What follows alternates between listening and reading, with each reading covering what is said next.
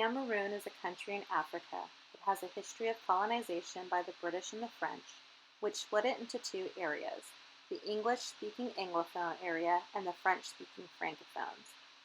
Cameroon gained its independence in 1961. In 1982, Paul Biya was elected as president and has remained in power since. He effectively changed the constitution, removing term limits for presidents, and has shown strong dictatorship traits and actions against his people. In 2016, a civil war started when Anglophone teachers, students, and attorneys marched in protest, declaring the government to go back to federalism as it was in the 1970s or to let them secede because they felt oppressed and marginalized by the majority French-speaking Francophones, who were forcing them to teach in French, have all law dictated in French, and were forcing them to conform to the French-speaking government. The government beat up the nonviolent protesters and used live ammunition on their own people. Biya blocked the internet for 92 days so that outside sources could not see what was going on. After this period, more measures were taken against the southern Cameroonians, this time with guerrilla tactics. There were arrests, incidents of torture, killings, whole villages being burned to the ground. I would like to share some letters of a gentleman who is currently being held in a United States detention facility in Louisiana. This is his story. My name is Giscard. I am from Africa, to be precise, Cameroon, a country of close to 25 million people. The country is divided in two, the French part and the English part. Cameroon is bilingual, speaking French and English just like Canada. Before the Anglophone crisis, Cameroon used to be one of the most beautiful and peaceful countries in the world. It was a beautiful place to live in. The climate good, we have just two seasons, the raining and the dry season. Cameroon is known as Africa in miniature, that it has at least small quantities of all the natural resources found in Africa. My life as a refugee started when I fled my country to our neighboring country, Nigeria. My dad was a member of a pressure group in Cameroon known as Southern Cameroon National Council, or the SCNC. This pressure group is fighting for the restoration of Anglophone Cameroon, Southern Cameroon. Through him, we were initiated to join the group, plus seeing the level of discrimination and marginalization we face as Anglophone Cameroonian, I had to get involved full-fledged. I started participating in what our government says were unauthorized meetings and protest marches in support of the struggle. During one of our outings, I was arrested alongside my uncle, who till date, none of us know his whereabouts. We then became targeted members whom the government says were bringing instability and threats to the country. Most of the SCNC members that fled to Nigeria were being caught, arrested, and extradited back to Cameroon. Hence, the place was no longer safe for us, and I again moved to where I knew it would be safer for me. Ecuador was my next stop because of its easy visa requirements for us African nationals. My journey from Ecuador to the United States is an experience I wouldn't wish my worst enemy to undergo. This journey is classified as one of the most dangerous and deadliest journeys on Earth. It compromises of all means of transportation but flight.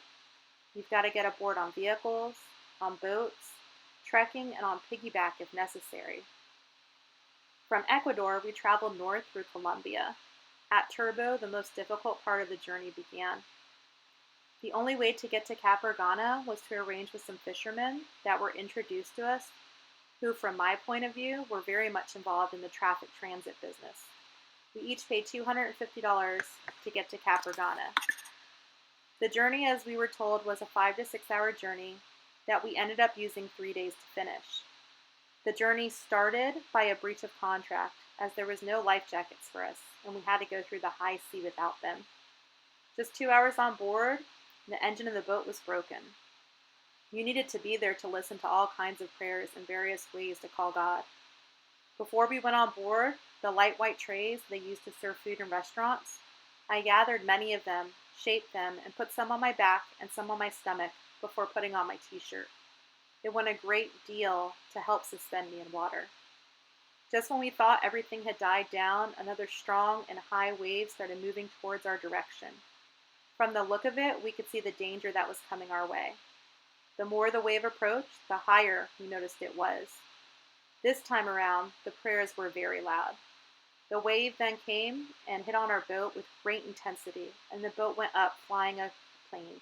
It capsized. We were now left in a situation to sink or swim. I really thank my lucky stars for what I wore inside my t-shirt. It actually helped in suspending me and helped me to hang on. Those who knew how to swim swam towards the boat, which the sailor had managed to overturn. At the end of this fiasco, the boat population was reduced by 4 persons, 3 adults and 1 child. God was so kind, he floated us to a creek. We spent the whole night there, and the next day a mechanic came and did some servicing on the engine. When night fell, we continued, and this time, just for an hour or so until we got entangled with the same engine problem. We managed to pull over at another creek. There we spent another night, and the next day the smugglers decided to now come with a different engine, and the broken one was replaced. We still could not go out after the engine was replaced because it was day, and the one thing the sailor did not want to happen to him was to be caught by Marine Patrol police. What he told us was if he was caught, he was going to have to go to jail for years numbered by the amount of persons transported, in this case 23 years, 1 year per person. When night fell, we continued this time to our final destination, Capergana. At Capergana, the first phase of the journey was complete. The second phase is that of going through the Colombia-Panama jungle. The 7 days long trek through the Darien Gap between Colombia and Panama jungle was another nightmare for us. The quantity of food we had carried to take us through the journey was already getting finished because of the 3 unforeseen days we spent onshore, plus some people had lost their bags during the accident. Just 1 day in the forest, and some people started throwing items from their bags, which they considered were causing their bags to gain weight. Most of these paths have been used for many years. As you go through this, the thrown items such as clothes, bags, shoes, plastics are all lined up throughout the whole journey, acting as a guide for us not to get lost in the jungle. The group that went before us were attacked by bandits, who stripped them to a search and went away with their money and phones. The Darien Gap is a lawless, roadless wilderness where Colombian rebels roam freely and also used as a pathway to transport drugs. The worst experience I had in the forest was around the 4th day. We had to climb a very stiff hill, and the moment we descended, we joined with the river that runs throughout the journey. So anxious to quench my thirst, I immediately started drinking, when someone shouted, "Giscard, watch out!" Oh my God, just about 10 feet from where I was drinking was lying a corpse of a black man in his 30s, already half decayed. Full time, I sent my fingers in my throat, all in an attempt to throw up the liquid I had just consumed. Another of such a journey for our group was to go across Nicaragua. Immigration laws and enforcement in Latin America are typically lax, often granting migrants and refugees passes to cross on to the next country. It's how we move, and here I am in the United States. The world knows the United States to be the defender of liberty and human rights. When I first entered the United States, I was given a hamburger with particles of rock stressed in the middle. From the first bite, I then realized where I was and what awaits me. The friendly conversation I had with the immigration and custom officers was gone. I was stripped to a search, and that was the last day I saw my property. Then, for the first time in my life, I was handcuffed, an experience that will ever remain in my mind. I was then moved to another facility in Louisiana, where another interview called the Credible Fear interview was conducted. The interview was conducted, and I was found credible. From this stage, I now had to go to court to see a judge. As usual, there was no level playing field. The way I was taken to court was inhumane. We were chained and handcuffed like slaves, no different from what our ancestors endured during slave trade. Even in front of the judge, I did my entire court session in chains. Justice delayed is justice denied.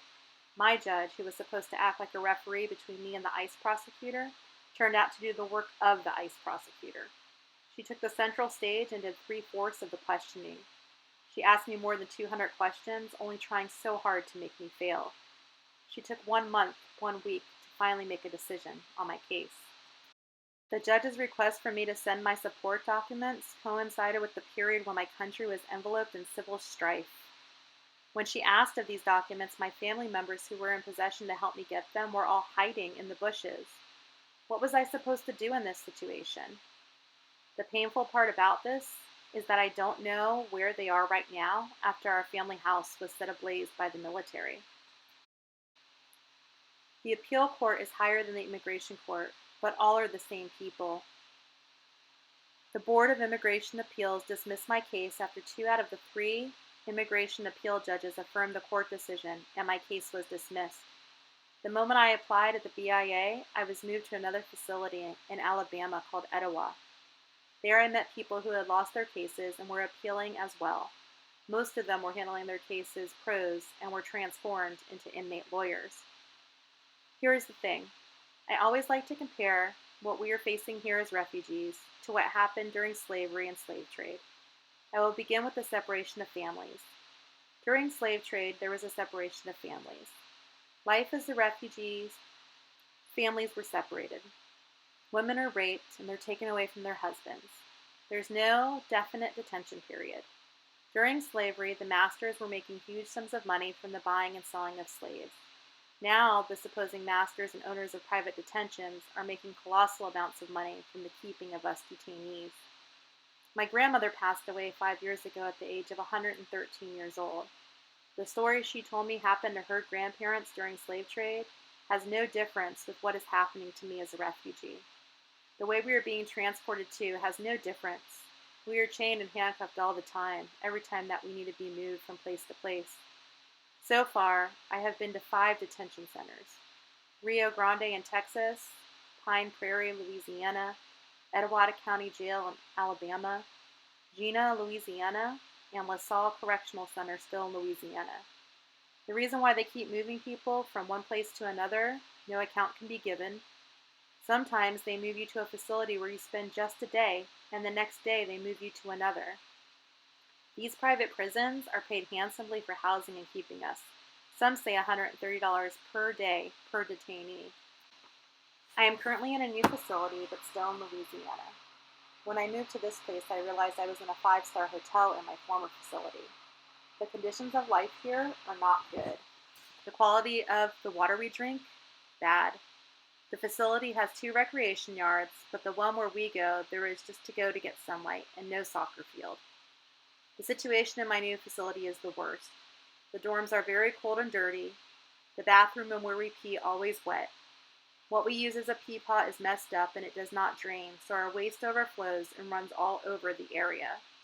It smells bad in here.